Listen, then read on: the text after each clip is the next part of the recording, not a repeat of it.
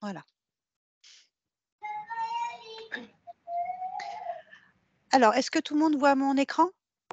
Oui, c'est parfait. Très bien. Alors, bah, écoutez, bienvenue à vous dans cette, nouvelle webconférence, dont l'objectif aujourd'hui vise à présenter le DU santé mentale, psychologie existentielle et phénoménologie. Donc comme vous le disiez Blandine, la conférence est enregistrée pour que nous puissions, la diffuser par la suite, en replay, sur nos réseaux. Donc on a désactivé les caméras, on a désactivé aussi les micros pour pouvoir, permettre une fluidité, d'écoute, des intervenants. Voilà et donc pendant la présentation, je vous propose, où il y a le petit onglet conversation, vous pouvez d'ores et déjà poser vos questions au fur et à mesure pour pouvoir, avoir des réponses pendant le temps d'échange à la fin de cette, présentation. Alors, les intervenants aujourd'hui, donc nous accueillons, Blandine Imbert, qui est docteure en philosophie, qui a d'abord été junior chargée de mission au centre d'éthique clinique de l'hôpital Cochin, avant d'enseigner, puis de développer au sein de l'Institut catholique de Paris des formations à destination des soignants. Oups, j'ai fait j'ai fait une petite erreur sur le diaporama.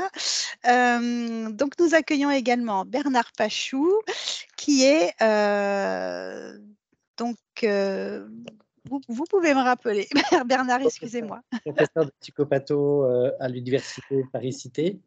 Voilà, je suis psychiatre Oui, c'est et ça. Voilà. j'ai un cursus aussi en philo, donc c'est pour cette raison que je m'intéresse à ce domaine. Très bien, merci beaucoup Bernard. Jacques Arène, qui est psychologue clinicien et psychanalyste, docteur en psychopathologie fondamentale et psychanalyste habilité à diriger des recherches. Et moi-même, donc Katia Latapi, qui suis en charge de la formation professionnelle et des relations entreprises à l'ICP.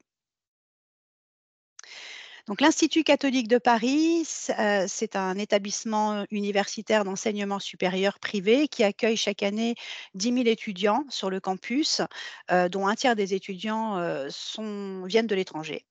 Donc nous proposons 20 licences, 26 masters, 6 prépas et 7 doctorats. Et nous avons des partenariats avec 140 universités dans 40 pays, et nous sommes également titulaires de la charte Erasmus+, membre de la FUC et de la FUS. Nous avons 3 campus, un campus parisien historique, mais également un campus à Reims et un tout nouveau qui vient d'ouvrir, à la rentrée 2023 à Rouen. Nous sommes labellisés Qualiopi, nous sommes évalués par le HCRS et nous sommes un établissement d'enseignement supérieur privé d'intérêt général. Donc, les domaines, de l'ICP, donc l'ICP, c'est un regroupement de plusieurs facultés et instituts. Donc autour des domaines solidarité et interculturalité, le management, le développement durable et la RSE, les ressources humaines, la médiation et la QSE, l'éducation et la pédagogie, l'éthique et la santé, et enfin la théologie, laïcité et religion. Donc ça représente 6 facultés et 6 instituts.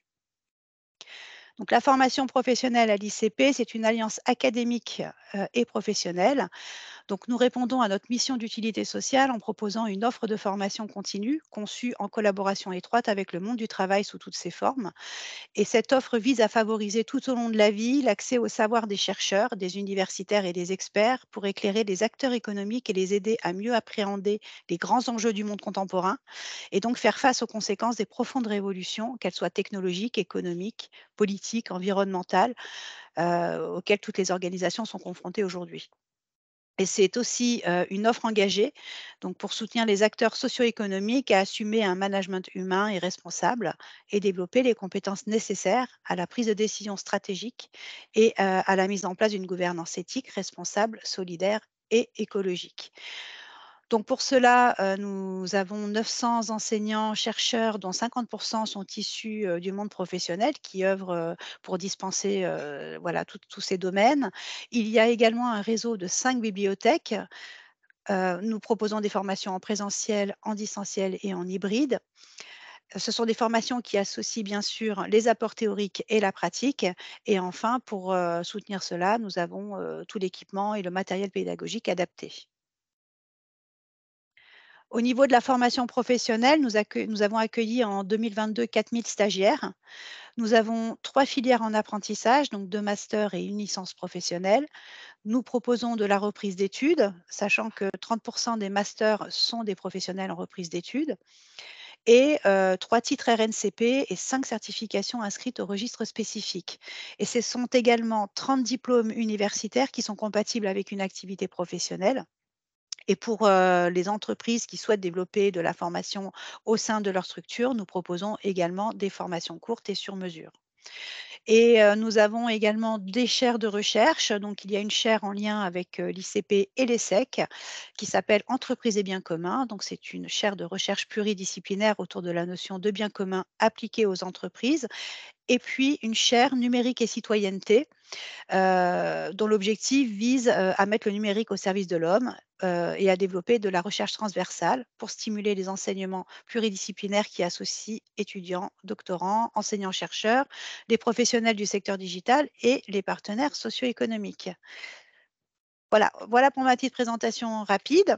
Donc, je vais passer la main maintenant à Blandine qui va nous faire la présentation du DU.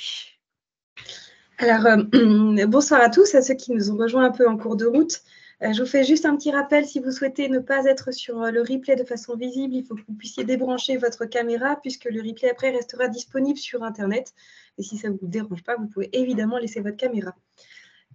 Pour ce DU santé mentale, psychologie existentielle et phénoménologique, nous avons la joie de vous présenter avec Jacques Arène et Bertrand Pachou. C'est d'abord, pour sa petite histoire, le fruit d'une rencontre, puisque sans Jacques Arène et Bertrand Pachou qui sont présents ici, ce DU n'aurait jamais vu le jour. Et donc, c'est l'occasion de les remercier pour cette initiative de nous avoir rassemblés pour commencer à travailler sur ce sujet, parce qu'ils sont à l'origine de cette formation. Et donc, c'est un plaisir et un honneur de travailler avec eux. Cette formation, elle est assez innovante, puisqu'elle part du fait que nous sommes convaincus de l'importance pour les soignants de pouvoir faire dialoguer le cadre clinique et les formations médicales avec les disciplines qui sont dites humanistes, et ici en particulier avec la phénoménologie, qui est donc en lien avec la philosophie et la psychologie existentielle. Une petite équipe s'est constituée qui s'est mise à réfléchir sur cette formation. Et donc, évidemment, vous avez vos 3 serviteurs ici présents, puisque vous avez bien Bertrand, Jacques et moi-même qui avons travaillé sur cette formation. Mais nous avons aussi été accompagnés par d'autres personnes tout aussi compétentes, que sont Lorraine Angenot, Philippe Cabestan et puis Charles Bauban. Donc, Lorraine est psychologue et Philippe et Charles sont tous les deux philosophes de formation de phénoménologues. On les remercie aussi vivement d'avoir apporté énormément de savoir et de compétences à cette formation pour travailler à la maquette que nous vous proposons. Et donc cette formation, elle s'est ensuite vue accompagnée du coup par des partenaires que nous saluons aussi aujourd'hui, qui sont l'école des psychologues praticiens, ou l'EPP, et l'école française de Design Analyse, qui est aussi partenaire pour cette formation et qui nous aide à valoriser à la fois à la faire connaître et puis à la fois qui nous aide aussi à penser le programme ou les intervenants en fonction des besoins que nous soulignons auprès d'eux. L'objectif de ce DU, il est de se questionner pour essayer de travailler en partant du monde du patient et de sa relation à ce monde par le biais à la fois de la psychologie existentielle. Et donc, la psychologie existentielle, elle a pour enjeu de mieux comprendre les attitudes, les comportements, les émotions que l'on développe tout au cours de notre existence quand on doit répondre à des événements ou quand on doit poser des choix. Et donc, la psychologie existentielle, elle nous aide à comprendre comment est-ce qu'on construit en fait l'apprentissage de notre liberté et comment est-ce qu'on la positionne. Et puis, nous avons à côté de ça tout le pan de la phénoménologie. Madame Beaufrère, je vous demande pardon, mais je vais couper votre micro parce que sinon, ça fait un petit peu trop d'écho. Ça y est, je m'en occupe, Blandine, t'inquiète pas. L'écho. Donc, la phénoménologie, elle a pour but, pour méthode de réflexion, de à la fois développer des outils conceptuels qui vont nous permettre de mieux penser le rapport au monde, le rapport à l'autre, la subjectivité, le monde vécu, en partant à chaque fois de l'analyse des phénomènes qui sont perçus par le sujet. Ces deux disciplines sont peu enseignées dans le champ clinique et donc elles ouvrent des perspectives aux soignants dans le cadre de leur mise en pratique. Cette formation s'adresse à la fois à des psychologues, à des psychiatres, à des infirmiers en psychiatrie, mais aussi à des médecins généralistes. Et l'idée est de petit à petit travailler la relecture des pathologies, mais aussi la relecture des pathologies à la lumière du corpus de la phénoménologie et de la psychologie existentielle, de mieux questionner ce que signifie l'univers du patient, ce que signifie l'irruption d'un événement, l'irruption d'une maladie, ou ce que signifie la temporalité ou le corps quand il est travaillé par une pathologie, et puis d'interroger cette continuité de l'existence de la personne lorsqu'on l'a dit en bonne santé et lorsqu'elle devient finalement liée à une pathologie. Je vais laisser ensuite Bernard parler, mais je finis en parlant juste un petit peu des modalités d'évaluation. Chaque cours aura au départ une évaluation, a priori un QCM, mais l'enseignant est toujours libre de choisir un autre type de modalité d'évaluation. Et il y aura aussi un mémoire à rendre et à soutenir à la fin du parcours que nous aurons fait durant 1 an. Voilà pour une présentation un peu rapide, un peu globale de ce DU. Et je cède désormais la parole à Bernard, si vous voulez bien prendre la suite. Merci beaucoup. On m'entend, c'est bon? Oui. Merci beaucoup et bonsoir à tous. Comment dire, l'essentiel a été dit, c'est évidemment on reste assez général. Peut-être un mot pour préciser la spécificité de cette approche existentielle et phénoménologique.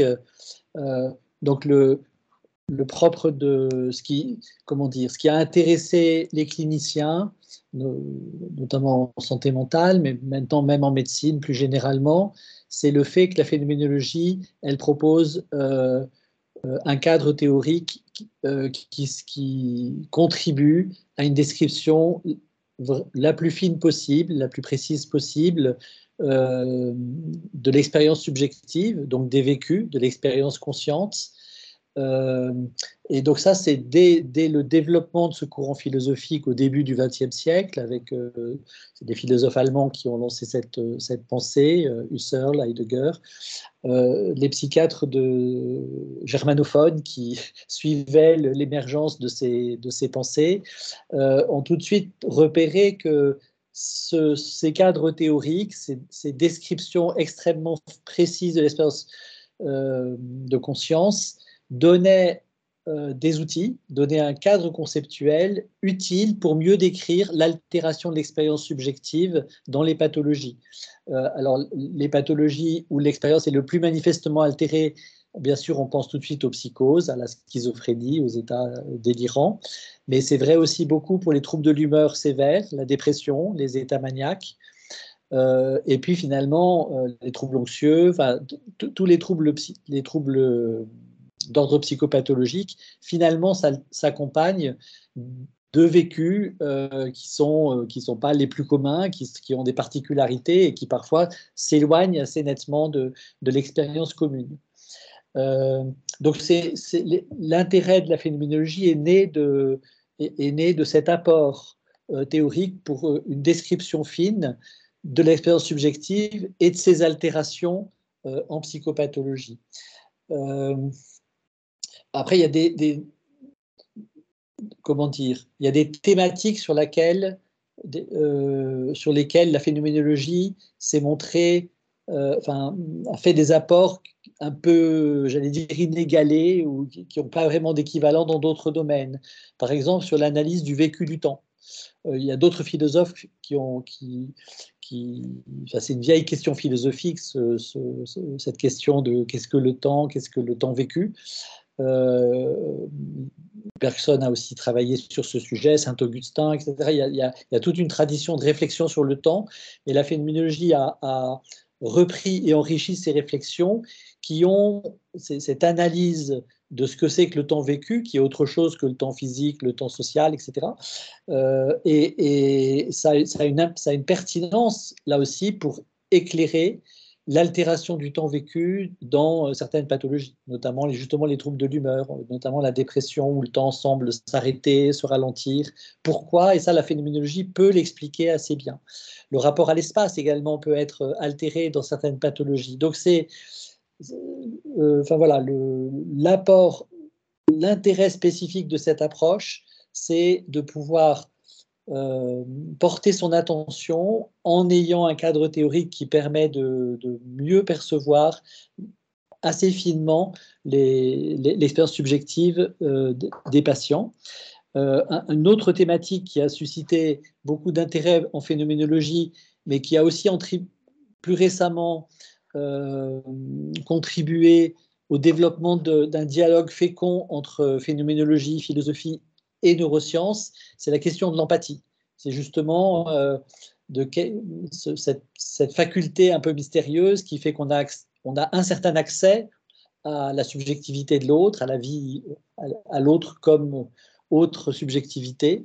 On ne perçoit pas la conscience de l'autre et néanmoins on a une forme d'accès. Ça a beaucoup intrigué les philosophes.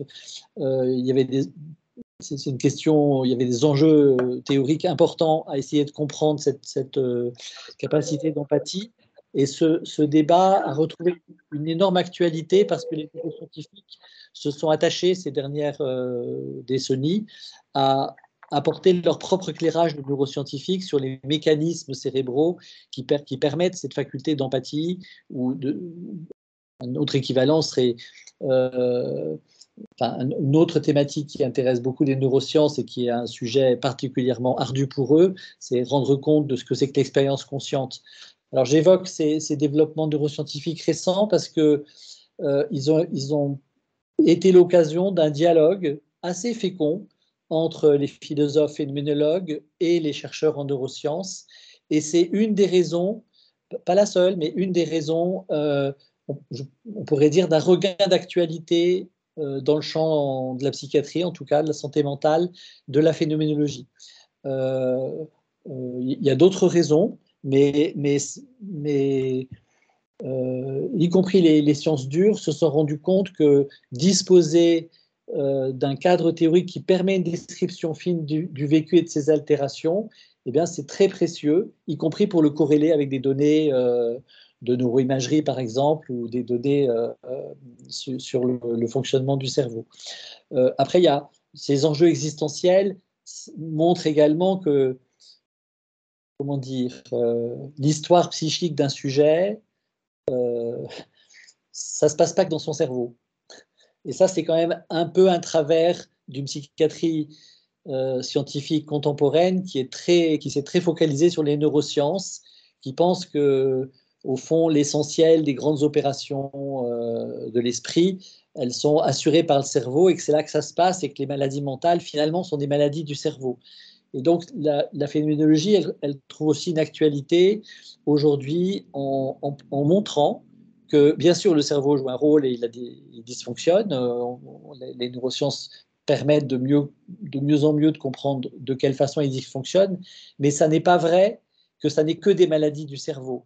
La personne, c'est une entité plus large, et notamment, il y a le rapport, ce qui perçoit, ce qui décide, ce qui agit, ce qui est le support de la liberté, c'est pas le cerveau, c'est le corps vivant, c'est le cerveau dans un corps. Donc déjà il y a ce rapport, et ça la phénoménologie elle a beaucoup pensé ce qu'est le corps vivant, et puis ensuite c'est le corps vivant dans un environnement à la fois physique et social, et donc aussi ce rapport entre le corps vivant et son environnement, c'est ce qui est à penser. Et là aussi, la philosophie permet de donner des outils pour affiner une pensée de ce type de rapport, l'être au monde, l'être à autrui, et aussi le rapport à soi-même, qui est quelque chose d'assez central et qui ne va pas de soi, qui mérite d'être étudié. Donc voilà un peu les spécificités de la phénoménologie et pourquoi elle est pertinente pour la santé mentale et plus largement pour la médecine, parce que finalement, toute expérience de maladie importante entraîne un vécu subjectif particulier qui dans les boucles c'est des causalités circulaires et le vécu de la maladie, ben, il influe sur l'évolution de la maladie. Et donc, il est de toute façon à prendre en compte. Et ça, c'est de plus en plus, les médecins le réalisent de plus en plus, ce qui est une bonne chose. Et du coup, ça donne une pertinence à l'approche phénoménologique. Voilà ce que petite introduction, si je puis dire.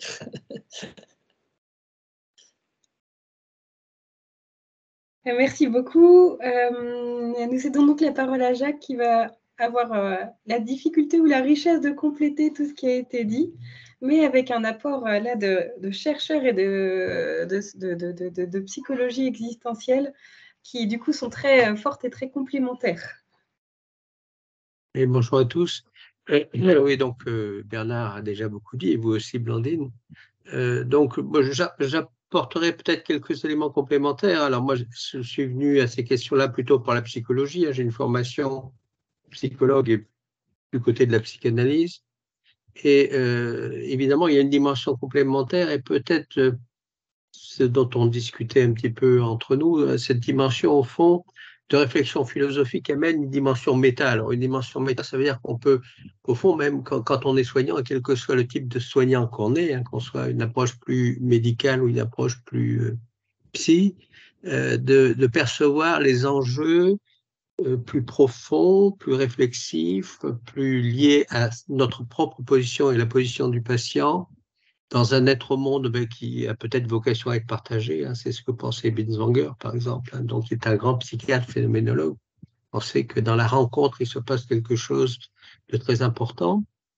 Et donc, cette vocation-là réflexive, non seulement est importante, alors tout le monde le sait, mais en même temps a besoin d'un cadre. Hein, c'est ce que beaucoup évoqué Bernard, c'est-à-dire qu'il y a un cadre ou des cadres, parce que dans la réflexion phénoménologique, il y a eu de nombreuses écoles dans lesquelles on ne rentrera pas. Justement, c'est le propos du programme que de rentrer dans certaines écoles, non pas pour faire de l'exégèse, mais aussi pour percevoir les enjeux, hein, évoquer la manière dont se passe la rencontre selon certains psychiatres, phénoménologues ou d'autres, ou des psychologues ou des philosophes. Et ben, ça permet de percevoir l'enjeu de la rencontre, ou l'enjeu de la temporalité, en parler du temps, ou l'enjeu de l'espace. Alors, on peut dire c'est juste des discussions de philosophes, hein.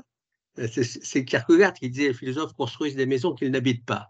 Eh ben, je pense que on peut considérer qu'il y a des maisons, notamment cette question pour les personnes souffrantes, mais ou pour les souffrances qui nous concernent tous, hein, puisqu'on est dans un domaine où l'accompagnement psychologique peut être présent, et pas seulement au niveau des grandes souffrances mentales, mais des questions plus quotidiennes, des événements. Et ça, vous le verrez dans notre programme, il y a des choses autour du deuil, autour de la naissance, autour d'événements de la vie qui, en soi, ne sont pas considérés comme complètement pathologiques, mais qui font partie de ce que nous vivons. Donc, ce type de position, effectivement, est important pour renvoyer à une perception plus personnelle, plus subjective, étayée par des dimensions philosophiques, hein, de ce que d'un accompagnement de personnes qui sont en relation avec ces événements, avec un élément, il me semble important, alors qui paraît évident pour tout le monde, mais qui est peut-être un peu plus travaillé dans cette approche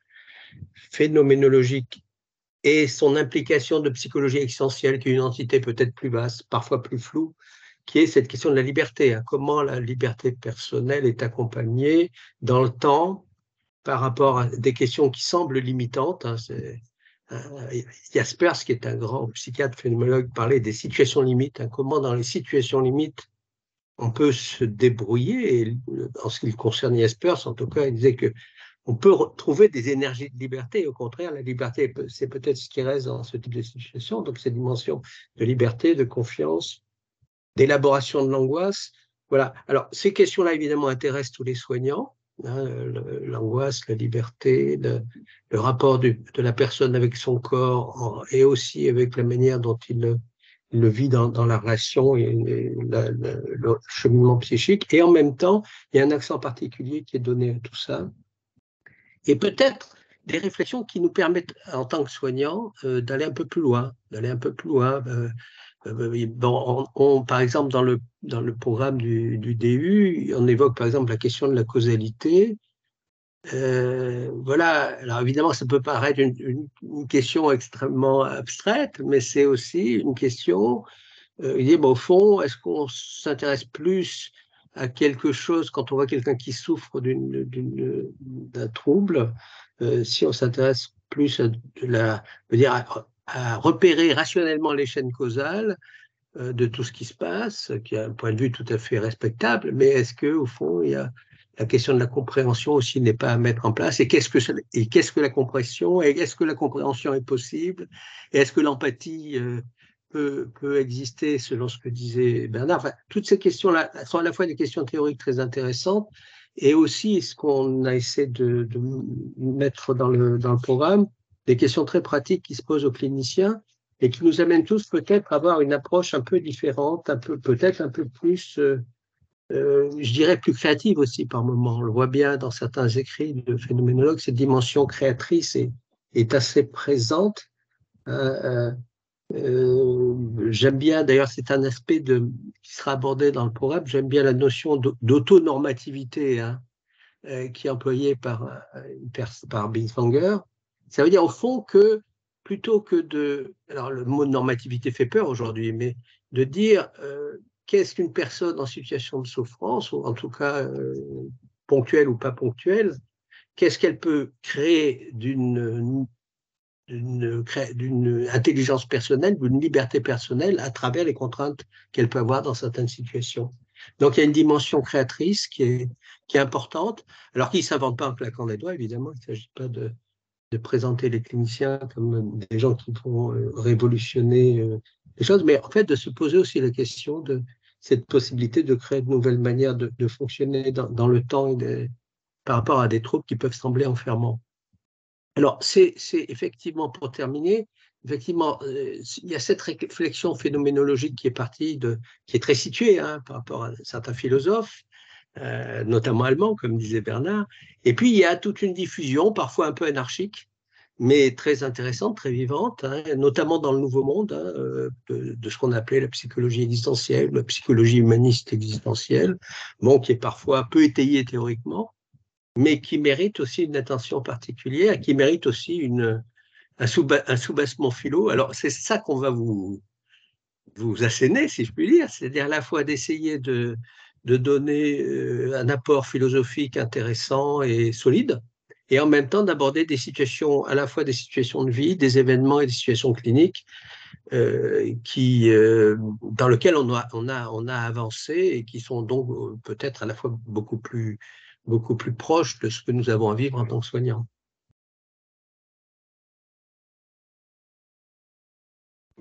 Merci beaucoup. Merci beaucoup à tous les trois pour cette présentation. Alors, je crois qu'il y a déjà une première question dans le fil de conversation.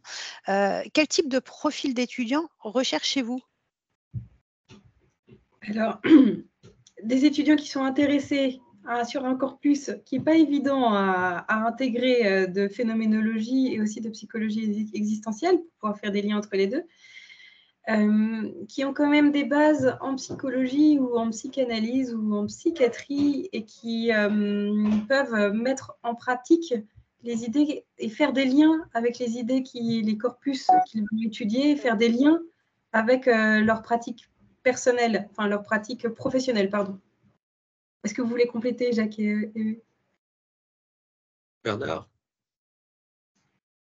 Oui, enfin peut-être comme ça. Non, enfin, je n'ai pas à compléter, c'est une autre façon de dire un peu la même chose. Comment dire, cette approche, à la fois, elle touche de très près la pratique, et en même temps, elle ne donne pas des outils ou des recettes. Il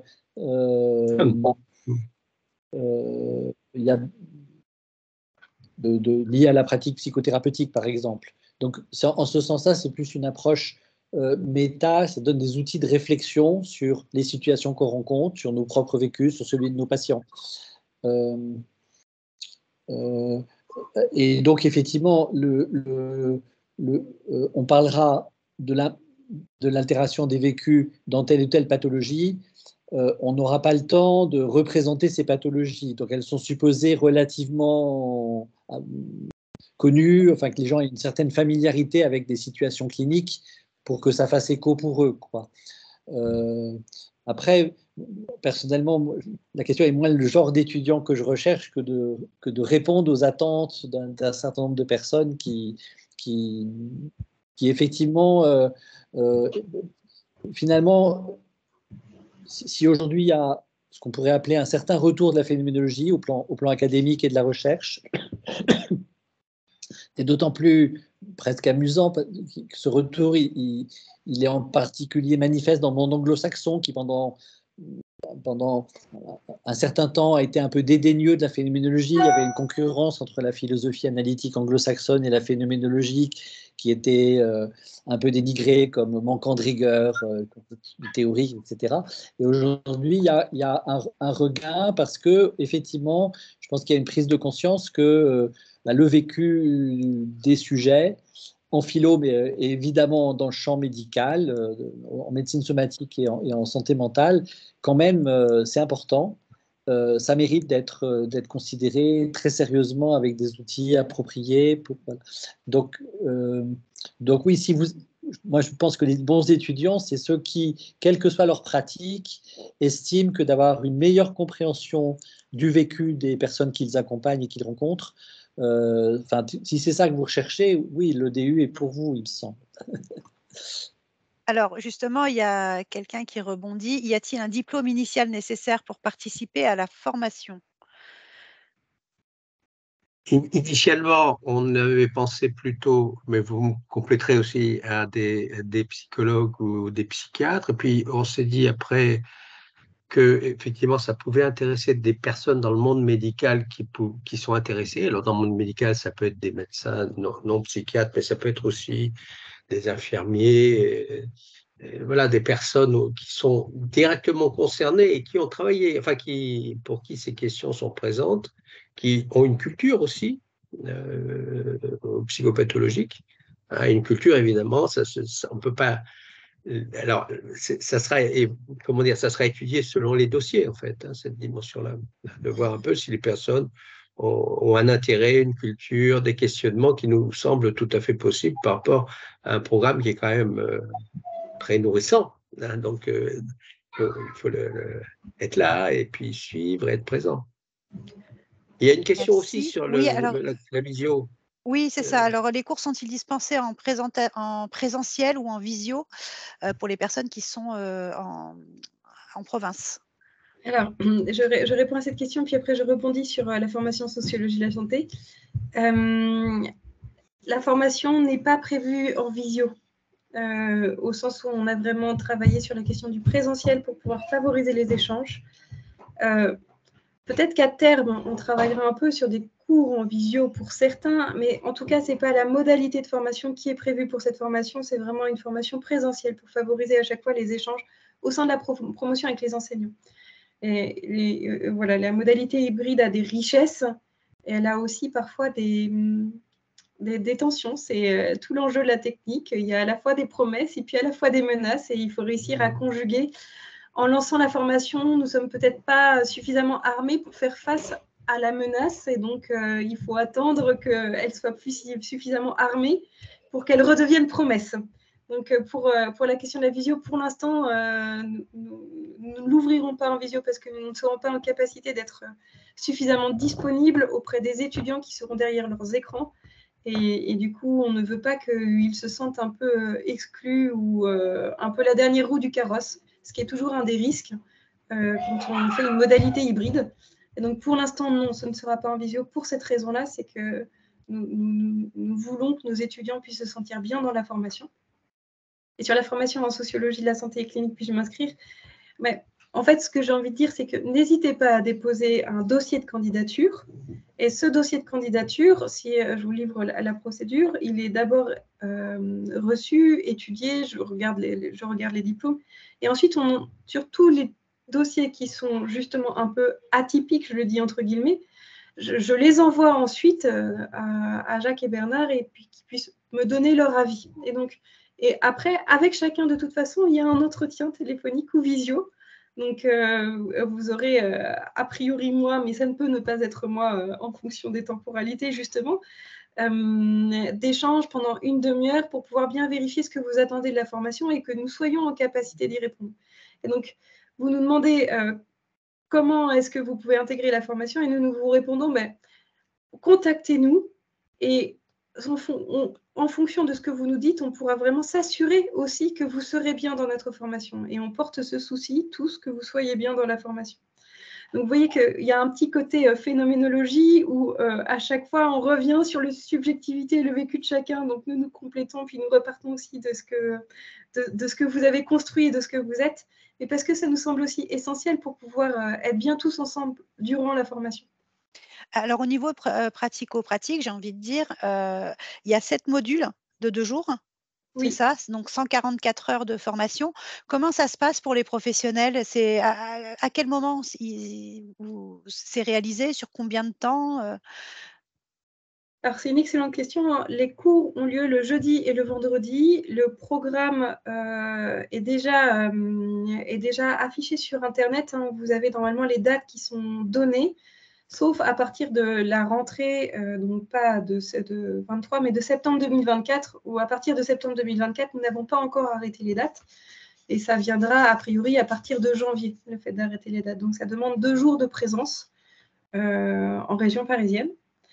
En termes de travail, ça demande quand même de la lecture personnelle. Là, en l'occurrence, ça demande de la lecture pour s'approprier et apprivoiser des textes qui sont compliqués, d'où l'intérêt des cours aussi, c'est de pouvoir être initié pour pouvoir y entrer.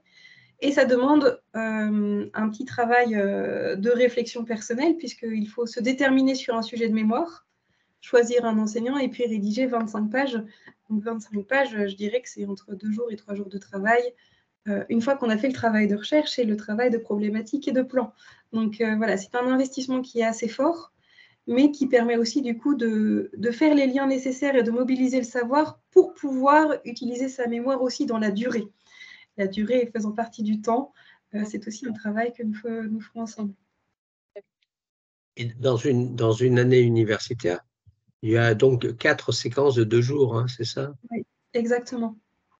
Donc, pour quelqu'un qui est un peu loin, c'est pensable éventuellement. Hein.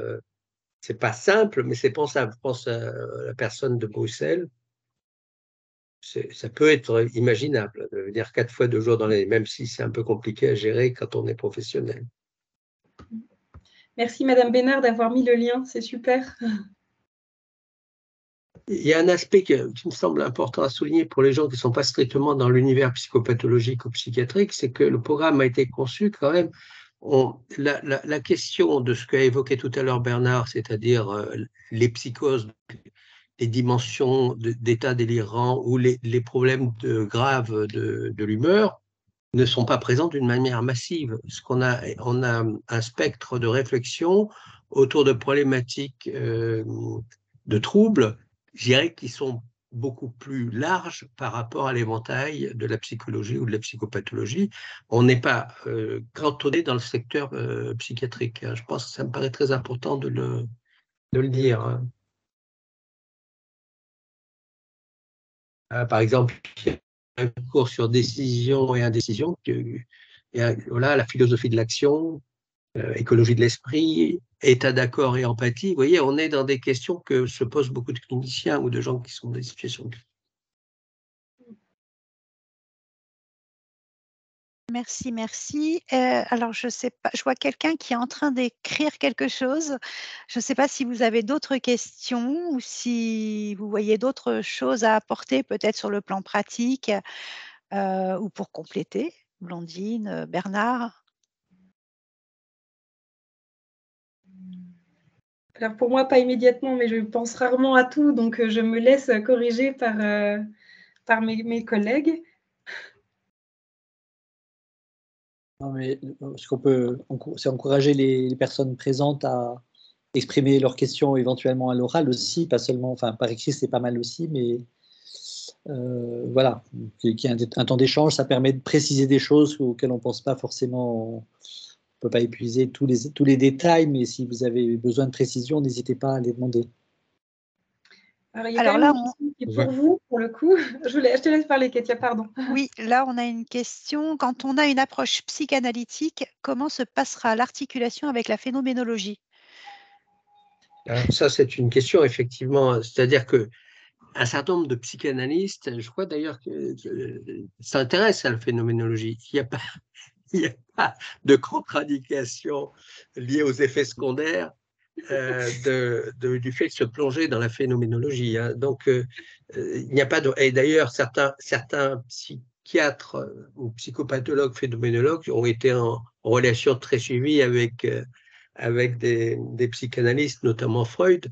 Donc, mais justement, l'articulation est intéressante, c'est-à-dire que ça fera partie... Alors, on ne fera pas que ça, parce que ce n'est pas le but de parler seulement des articulations, mais quand on parlait tout à l'heure, par exemple, de causalité, de compréhension, bon, ça fait partie des débats entre phénoménologie et psychanalyse, mais il y en a d'autres. Hein. Donc, les deux approches sont nées, je dirais, dans les mêmes temporalités et se connaissaient, parfois étaient en controverse, mais il y a un questionnement qui peut se rapprocher et qu'on essaiera, en tout cas certains d'entre nous, ceux qui en ont l'intérêt, et puis je pense que c'est bien pour ceux qui suivront de regarder un peu l'articulation. Pour un exemple, on va parler de l'angoisse. C'est intéressant de percevoir au fond, qu'est-ce qu'on peut dire de l'angoisse avec une approche plus phénoménologique, tout en sachant qu'il y a eu des approches peut-être différentes. Et puis, qu'est-ce qu'on peut dire de l'angoisse quand on est plus freudien, hein, on n'est pas dans... Est-ce qu'il y a des choses qui se rapprochent et puis, même dans l'attitude clinique. Hein, vous voyez, donc, ça ne veut pas dire qu'il faut choisir. Après, ça veut dire simplement que peut-être qu'une approche plus phénoménologique apporte des éléments de réflexion, de compréhension. Autre. Je vous donne un exemple. Freud pensait que pour l'inconscient, pour dire les choses rapidement, la question de la mort n'existe pas. Et en fait, il a fait tout un article où il dit pas tout à fait ça, où il dit qu'au fond, si tu veux la vie, prépare la mort, dit-il. Hein. Donc, au fond, cette question du rapport à la mort qui est présent, évidemment, dans la réflexion phénoménologique, ou l'angoisse qu'elle peut susciter, cette question-là le préoccupait. Et en fait, voilà, donc peut-être que la psychanalyse n'est pas aussi tout d'une pièce par rapport à ces questions, hein, que des questions plus liées justement aux situations limites et aux dilemmes existentiels existent aussi en psychanalyse, ou qu'un psychanalyste peut essayer de les intégrer dans sa manière d'aborder les patients. Alors, on a une question pratique. Quelle serait la taille idéale de la promo? Alors, minimum 15 et maximum, vraiment grand maximum, ce serait 35. Voilà. Et ensuite, on demanderait aux étudiants qui s'inscriraient par la suite, une fois que nous aurions au maximum 35 étudiants, de s'inscrire l'année d'après. Eh bien, merci. Je vois qu'une question est en train d'arriver également.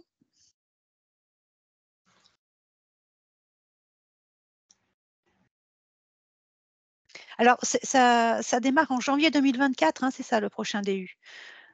Oui. Donc là, les inscriptions sont déjà possibles. Oui, exactement. On peut déposer Okay. son dossier de candidature et puis lancer toute la procédure entre guillemets d'admission. Pour l'accompagnement individuel de haut potentiel TDHA, troubles de l'apprentissage, est-ce que cette formation pourrait apporter de nouvelles perspectives? Alors, c'est une belle question. C'est pas quelque chose qu'on a pensé spécifiquement dans la maquette, mais il me semble, après vous me corrigez, qu'en travaillant justement sur cette question du vécu, du monde du patient, de ses émotions et de la façon dont les psychoses ou les névroses retravaillent la question du temps, la question du corps, la question du rapport à l'autre, on peut du coup commencer à utiliser ces outils pour essayer de repenser l'accompagnement des individus qui possèdent des hauts potentiels, puisque justement, il y a un accroissement des sensibilités et parfois de l'affectivité et des émotions. Mais ce n'est pas quelque chose que nous avons spécifiquement pensé pour ce DU, mais Il me semble qu'il y aurait des liens et des pistes à faire, mais ce serait du coup plutôt de l'ordre du travail personnel. Est-ce que c'est une réponse qui vous correspond aussi, Jacques et Bernard? Oui, moi oui, je pourrais dire un peu la même chose. Je ne connais pas, mais je connais pas tout il y a de travaux spécifiques de phénoménologie portant sur le TDAH, les hauts potentiels, mais ça existe peut-être. En tout cas, s'ils sont pas très connus et pas très développés. Mais en revanche, je connais des travaux assez contemporains de très bon niveau, de très bonne qualité, avec une sensibilité phénoménologique sur les troubles du spectre autistique. Donc, c'est des sujets pour lesquels il n'y a pas une théorie qui est bien déjà élaborée, mais auxquelles s'intéressent certaines personnes. Donc, voilà, il y a une pertinence potentielle. Maintenant, je ne peux pas dire qu'il existe déjà une théorie phénoménologique des hauts potentiels, par exemple. Donc, par contre, ça pourrait être un sujet un peu difficile parce qu'il faut le défricher d'exploration. Eh bien, alors, quels sont les profils des enseignants? En faites-vous partie? Il y en aura-t-il d'autres? Alors, évidemment, Jacques et Bernard en font partie. Moi aussi, à moindre mesure. Et puis, vous avez des enseignants comme Philippe Cabestan, Caroline Gros. Je ne vais pas pouvoir tous vous les citer parce qu'ils sont tous importants. Vous avez en fait un vrai mélange entre psychologue, psychiatre et puis phénoménologue. Et donc, vous avez, je pense à Florent Forestier ou à Lorraine Angenot ou à Charles Bauban. Enfin, voilà, vous aurez vraiment différents profils, tous aussi pertinents les uns des autres, qui vont du coup participer à la richesse de la formation. Peut-on Oui, relier?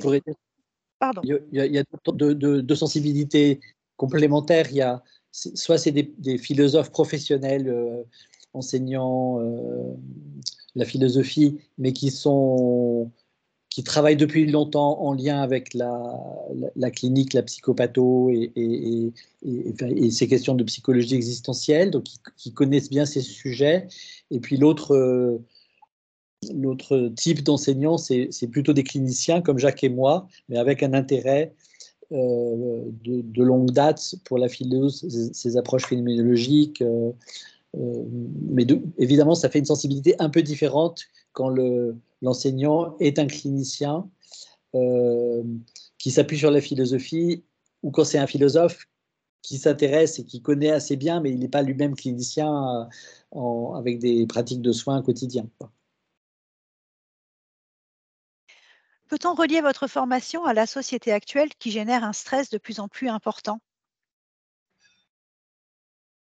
Grande Ça, on peut question. le dire par rapport au stress seulement, mais qu'il y a une dimension forcément culturelle, au sens où Freud l'entendait, à la psychopathologie ou la psychologie. C'est-à-dire que, puisqu'on parle beaucoup de temporalité, par exemple, de rapport au temps, hein, donc il est bien évident que le rapport au temps dans une culture donnée n'est pas la même.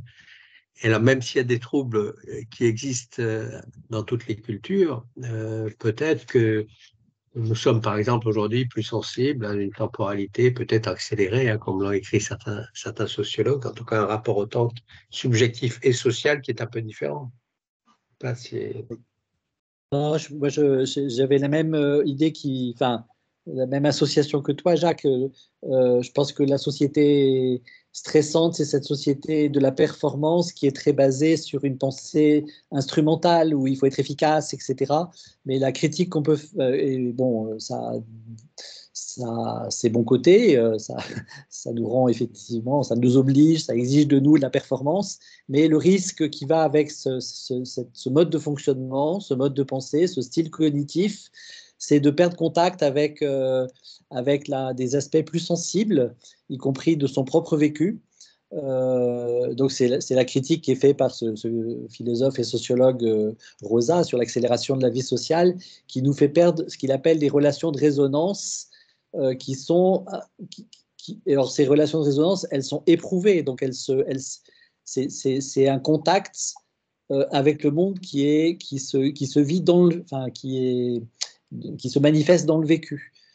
Et donc, je pense en effet que cet intérêt pour le vécu, pour cette dimension, c'est prêter attention à une dimension que l'orientation pragmatique, instrumentale de notre société tend à négliger, parce que c'est pas absolument nécessaire d'être hyper attentif pour être efficace à ces vécus subjectifs. Et en même temps, si on n'y est plus du tout attentif, on devient étranger au monde, on devient étranger aux autres et étranger à soi-même. Et la phéno, au contraire, elle propose de s'intéresser à son propre vécu et à celui des autres. Donc, en ce sens, je pense que oui, il y a une pertinence sociétale dans le contexte actuel.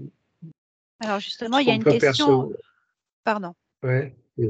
Non, j'abonde dans le sens de Bernard, qu'on peut percevoir en clinique, en tout cas moi ce que je perçois dans mon approche clinique, c'est que même au niveau de cette dimension de possibilité, de réflexivité, de passage qu'on évoquait tout à l'heure, de passage en méta, donc cette possibilité de revenir sur sa propre subjectivité et son expérience personnelle, pour un clinicien, j'ai le sentiment que de plus en plus de personnes ont du mal, mais des personnes très intelligentes, très éduquées. Enfin, c'est pas une question du tout de culture, mais que arriver à revenir un peu sur soi-même, c'est plus difficile aujourd'hui.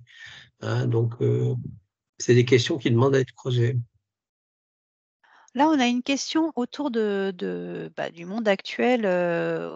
Alors, je m'intéresse actuellement aux malaises subjectifs, justement, qui peuvent émerger de la colonisation des technologies, et notamment des technologies d'augmentation. Je pense par exemple au métavers. Ouais. Je découvre depuis peu la phénoménologie et entrevois un apport plus que fécond sur mes réflexions. Pensez-vous que cette formation pourrait m'aider à m'approprier plus sereinement la phénoménologie? Alors, moi, j'ai envie de. Enfin, pour la dernière partie de la question, bah oui, c'est l'objet même de cette formation, d'aider, en tout cas, à une première appropriation de la phénoménologie. Donc, en tout cas, c'est ce qu'on souhaite. Donc, on répond oui, c'est le but de la formation. Mais je rebondis sur votre question parce que il y a aux États-Unis principalement, initialement aux États-Unis, un philosophe, Hyde, qui est phénoménologue et qui s'intéresse justement à un courant qu'il a appelé un peu étrangement la post-phénoménologie, mais qui s'intéresse justement à la façon dont l'usage des techniques transforme l'expérience subjective. Et donc, il y a un vaste courant dans le champ des sciences humaines et sociales, notamment le fameux des Science and Technique Studies, qui étudie l'influence des technologies, notamment qui rendent visibles des choses qu'on ne verrait pas autrement, sur notre expérience subjective, sur les vécus. Et donc, il y a aujourd'hui, mais c'est pas. Alors, pour l'instant, on n'a pas prévu de l'inclure dans la formation, mais ça serait dans l'avenir pertinent, ce courant inspiré, par exemple, de la post-phénoménologie de Don Hyde, qui est un courant philosophique assez solide américain qui étudie l'impact de l'usage des technologies sur notre vie subjective. Donc l'impact phénoménologique, on pourrait dire. Mais c'est des champs nouveaux de recherche, mais qui sont pertinents, et la phénoménologie trouve sa pertinence là, je peux le confirmer. Blandine, peux-tu nous rappeler la genèse de la formation?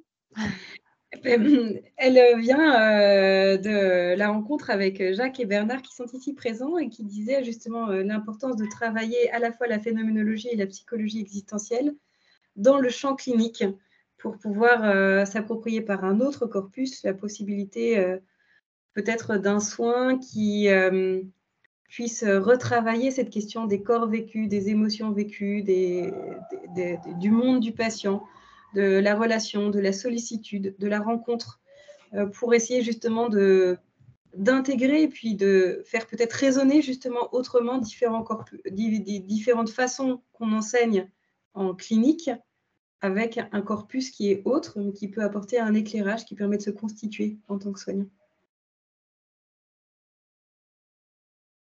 Alors, sur un aspect plus matériel, je pense que ça va être la dernière question puisqu'on arrive à la fin de cette présentation. quel est le coût de la formation? Alors, vous êtes justement en train de me poser une colle parce que je ne m'en souviens plus, mais grâce à quelqu'un, nous avions le lien Alors, qui pouvait les retrouver. ouais.